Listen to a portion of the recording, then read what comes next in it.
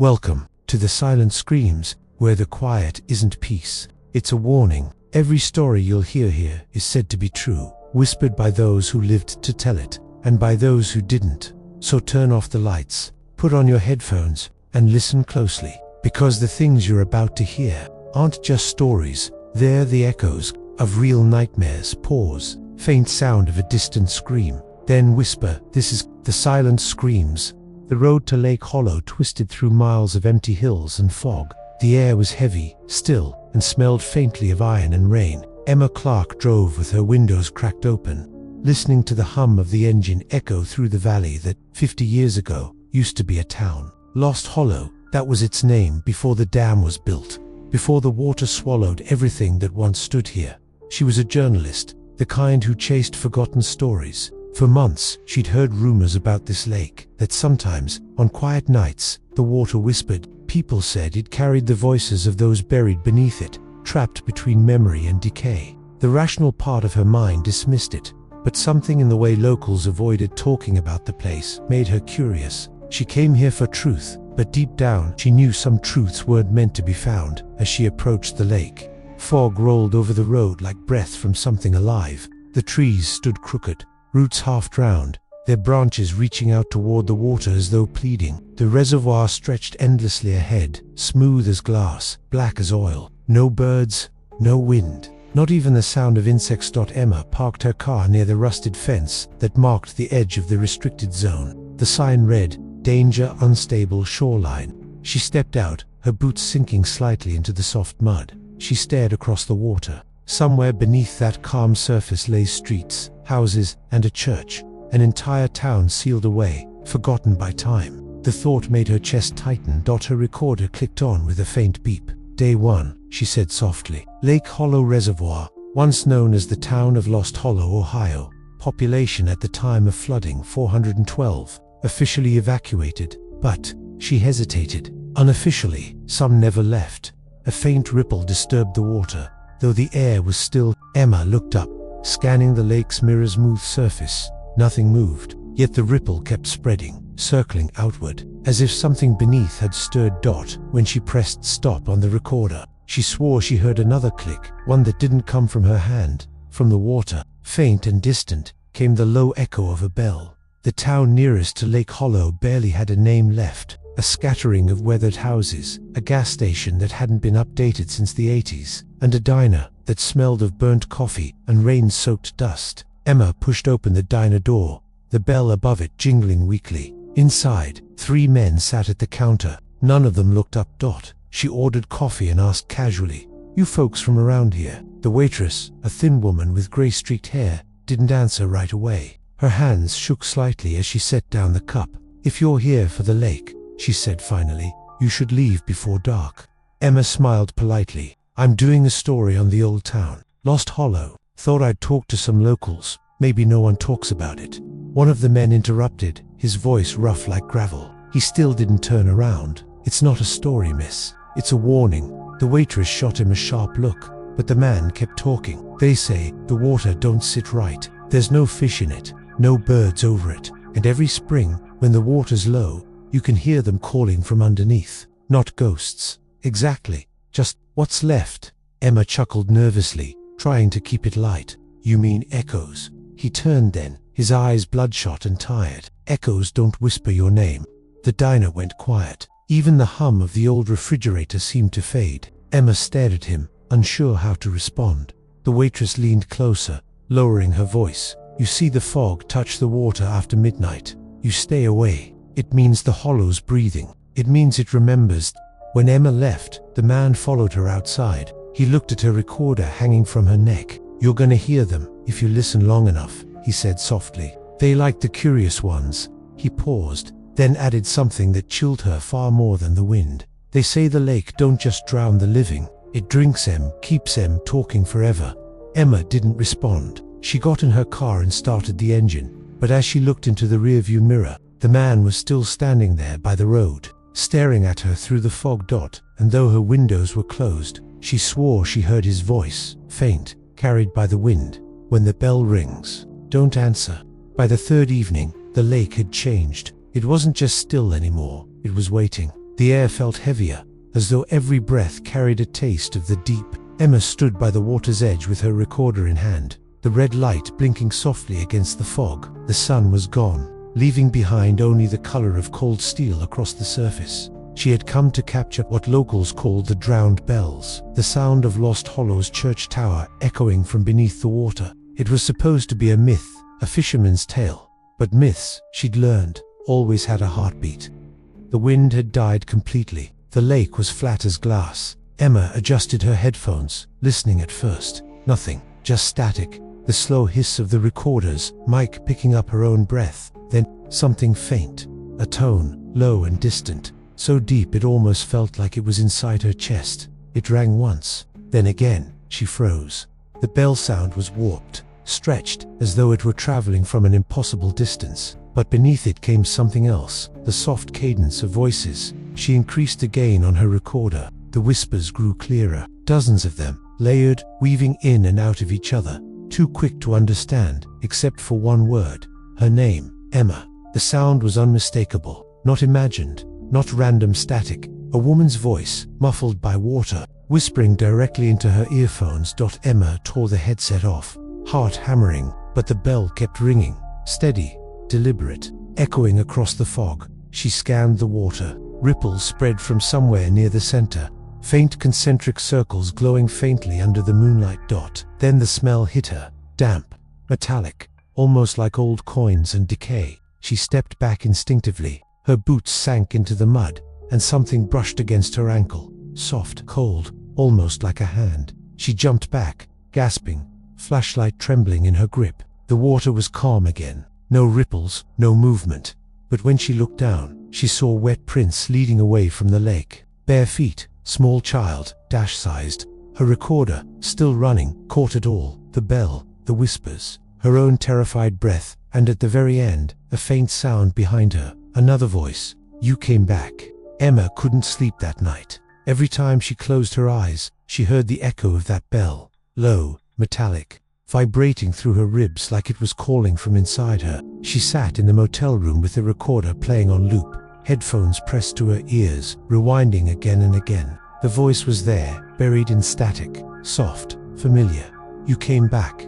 She told herself it was a trick of sound, maybe a broadcast from a distant boat, or an audio feedback loop. But the tone, the intimacy, it felt directed, personal, as if whoever spoke knew her. At dawn, she drove into town to find the local historical society, a one-room building behind the post office, cluttered with fading photographs and newspaper clippings from a time before the flood. An elderly woman named Mrs. Cole ran it, her hair tied in a loose bun, her eyes sharp despite her years.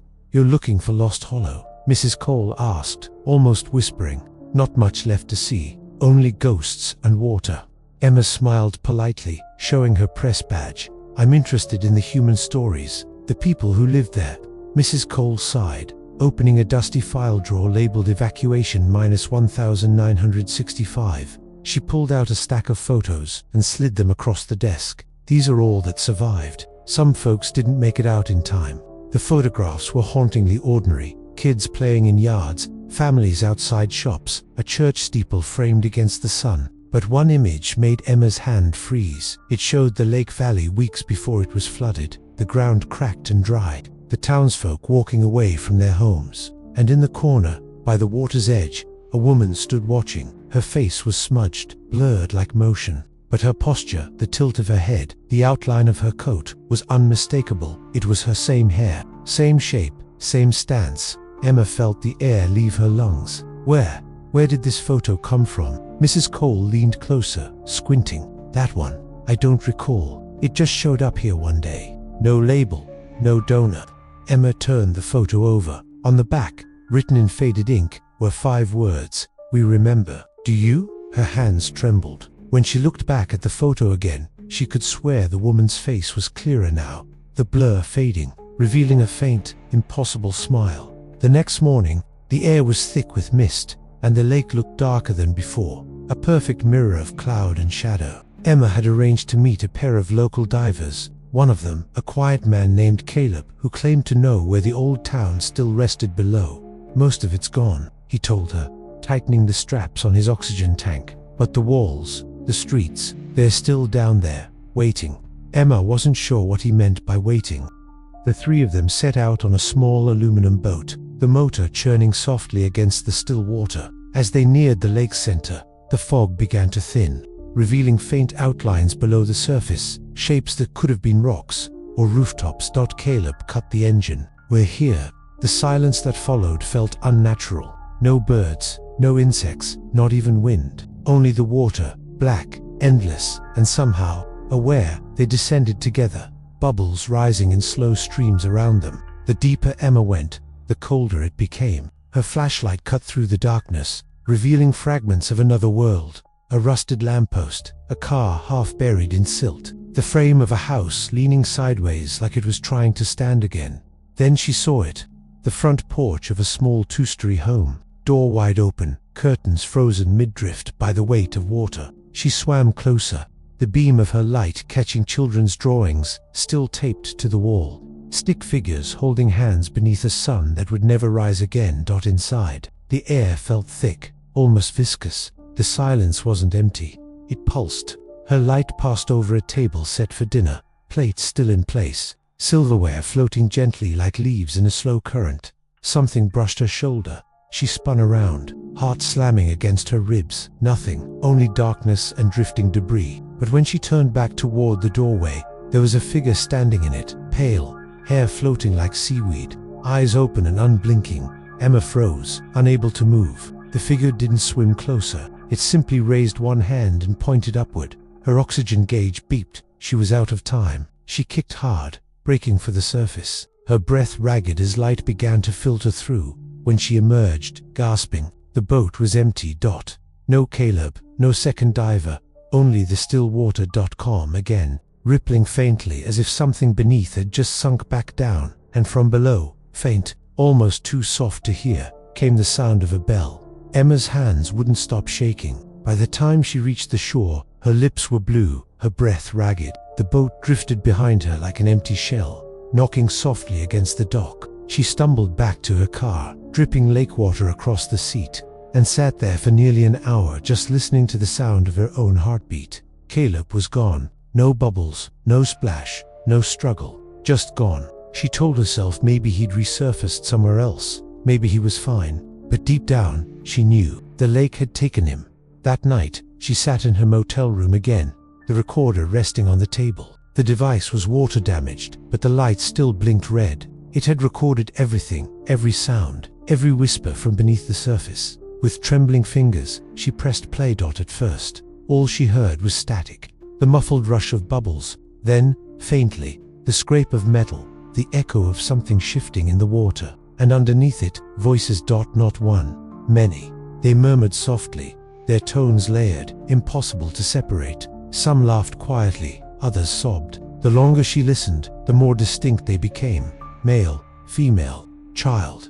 Then one voice rose above the rest. "It's cold down here." Emma froze. The voice was that of a child, a boy. The whisper came again, closer this time, right into the microphone. "Tell them we're still here."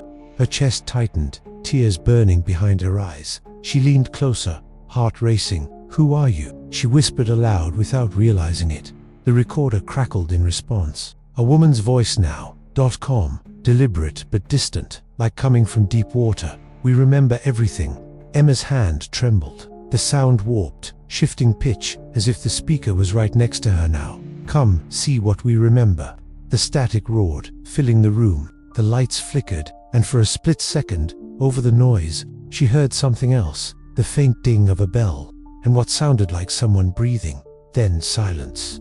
Emma stared at the recorder. The red light had stopped blinking, but on the table, a small puddle of lake water had formed, dripping steadily from the recorder's speaker grill, as if it was still leaking from somewhere inside. The next evening, the lake was perfectly still again, unnaturally so, like it had been waiting for her return. The fog hung low over the water, thick enough to blur the horizon. Emma stood at the same spot where she'd heard the bell, clutching her camera in one hand and the broken recorder in the other. She told herself she was only here to gather one last shot for her documentary proof of something she could explain later. But the truth was simpler, darker. She couldn't stop thinking about that voice. "Come, see what we remember." The surface of Lake Hollow shimmered faintly in the moonlight. She stepped closer, boots sinking into the damp soil. Her reflection appeared in the water, distorted by ripples, pale and thin beneath the wavering light. She lifted the camera, focusing the lens on the reflection, recording. Through the viewfinder, she could see the outline of her own face, but something was wrong. The reflection wasn't matching her movements. When she raised her left hand, it raised the right. When she tilted her head, it hesitated, then smiled. Her stomach twisted. She lowered the camera slowly, but the reflection kept staring, its grin widening, stretching far beyond what was human. Emma stumbled backward, heart racing. The surface of the lake began to shimmer more violently, light bending as if the reflection itself was alive. She dropped the camera, watching it roll into the mud. Lens cracked, but still recording.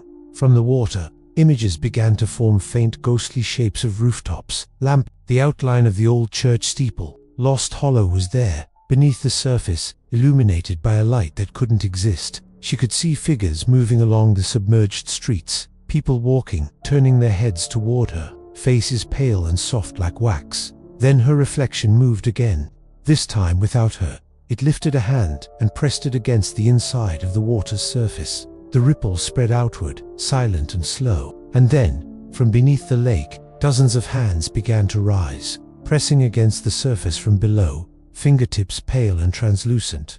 Emma backed away, her breath catching in her throat. The hands began to slide back under the water, one by one, leaving only her reflection, smiling still. And then, faintly, that same voice from the recorder echoed across the still air. "Come, see what we remember." The reflection tilted its head and mouthed back, "Silently, you already have." The next morning, the lake was quieter than ever. No wind, no ripples, not even the sound of insects. The surface looked solid, like black glass, reflecting only the grey clouds above. Emma stood at the dock, the old diving gear beside her. She hadn't planned this, not consciously, but she couldn't ignore the feeling that something beneath that water was waiting, calling her by name in her own voice. Her reflection in the surface was still. Smiling, she slipped into the suit with trembling hands. The metal of the oxygen tank was freezing against her back. She double-checked the recorder attached to her chest. She didn't know why. Maybe to leave behind proof. Maybe because some part of her wanted to be heard after she was gone.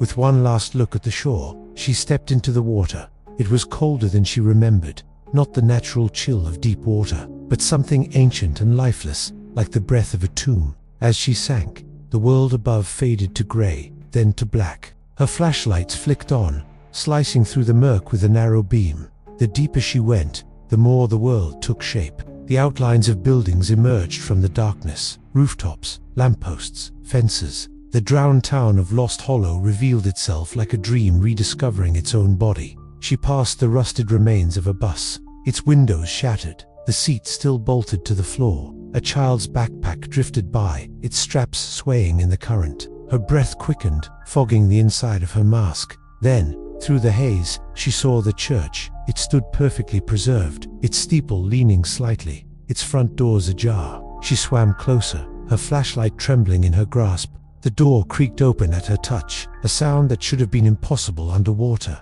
Inside, the pews were lined with figures, dozens of them, pale, motionless, seated in silence, their eyes open, their mouths slightly parted as if caught mid-breath.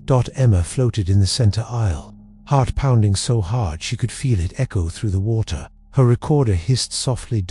Then one of the figures turned its head, slowly, deliberately. It was Caleb. His face was pale, his eyes clouded, his lips moving as bubbles escaped from between them. "Come see," he mouthed. A hand brushed Emma's ankle, cold and gentle. She looked down to see others reaching up from the pews, grasping softly at her suit, pulling her closer. The water darkened, the church lights flickered, and then the bell above began to ring clear and deep, vibrating through the water like the sound of something waking. Emma's scream never made it past her mask.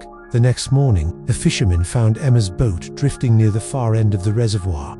Inside, her camera bag, an oxygen tank, and a small handheld recorder, still blinking red. The surface of the lake was unnaturally calm, like it was holding its breath. Authorities never found a body, but the recorder, it survived. The following audio, now part of an open case file labeled Incident 43, Eliaga, was transcribed by investigators. The first minute contained only water distortion and static, the occasional click of her regulator. Then, faintly, Emma's voice. "This is Emma Clarke. I've reached what looks like the church. The doors are." The audio cuts. A high-pitched ringing follows, identical to the sound of a bell. Then her voice again, more frantic. "I'm not alone down here. Oh my God, they're moving." Muffled thuds, the sound of her heartbeat through the mic. "There's a boy. He's smiling. He's holding something, a camera." A child's laughter bleeds through the static. Then a whisper, layered and warped, dozens of voices merging into one, impossible to separate. "We remember. We remember. We remember." Emma's breathing becomes rapid. The bell rings again, louder this time, shaking the audio feed. "Caleb, I see you. Please, oh, please don't." A low growl swallows her words. Something massive moves in the water, a sound like stone shifting or lungs, expanding after centuries of silence. It's opening its eyes. The recording distorts violently. Screeches of metal, rushing water, and finally a single, long exhale. The sound of something being released. And then, faintly, Emma again, calm now, almost peaceful. "They're not gone. They're waiting." A pause. The last sound before the recording cuts is a whisper spoken directly into the microphone. "You came back." The tape ends with a click. When the investigators replayed the file for analysis, new sounds appeared in the background, a soft echo, rhythmic and wet, like footsteps through shallow water, and though no one admitted it aloud, every person in that room heard the same thing at the end, a voice whispering their own name. Weeks passed after Emma's disappearance. The town carried on as if the lake had always been there, silent, still, a mirror to the sky. Only a few locals remembered the journalist who came asking questions. Few were still admitted to hearing the bells that started ringing at night. Then the rain came, heavy, endless. The dam overflowed, and for the first time in decades, the lake began to drain itself back into the valley it had buried. The waterline receded foot by foot, revealing what time had hidden cracked roads, the skeletons of houses, rusted lampposts, rising like the bones of giants. By the third week, the steeple of Lost Hollows Church broke the surface. The townspeople gathered at the shore, staring in disbelief. Mist clung to the ruins like breath. Some said they heard whispers riding the wind. Others claimed to see shapes moving through the fog, but no one dared go closer. The investigation team returned to collect what remained: cameras, sonar equipment, divers. They mapped the exposed streets, each one warped but eerily intact. Inside one of the houses, they found a table still set for dinner, a family portrait sealed beneath glass, and on the wall, a message written in silt: "We remember." The last of the divers emerged at sunset, pale and shaken. "There's light down there," one said. "Inside the church it's still burning." No one spoke. That night, as the rain finally stopped, the townspeople gathered at the edge of the lake.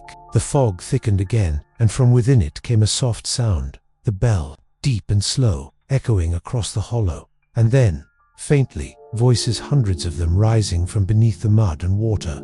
Not screams, not words, just the rhythmic sound of breath. Some swore they saw a woman standing at the church door, hair drifting in the mist, holding a recorder that glowed faintly red.